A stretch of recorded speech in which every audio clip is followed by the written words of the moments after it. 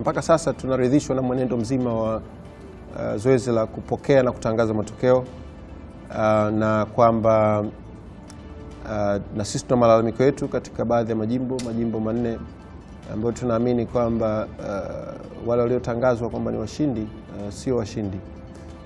Majimbo hayo ni Mikumi, Iringa mjini, Ndanda na jimbo la Kawe, na kwamba tutaenda mahakamani kupinga matokeo katika majimbo hayo.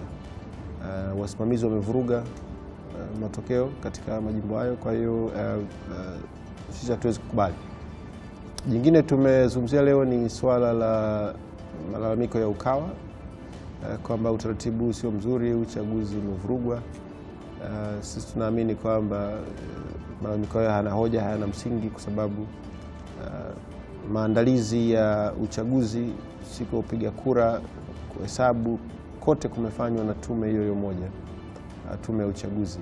Kila kitu ni kile kile, na fomu zilizojazwa pale za wagombea za matokeo katika vituo zinaonyesha maeneo 3: urais, ubunge, udiwani, na wenzetu wao walikuwa na wakala katika kila kituo. Kwa hiyo kama umeweka sahihi, maana yake umekubali matokeo yote. Kwa hiyo huwezi kusherehekea matokeo ya ubunge alafu unakataa matokeo ya urais.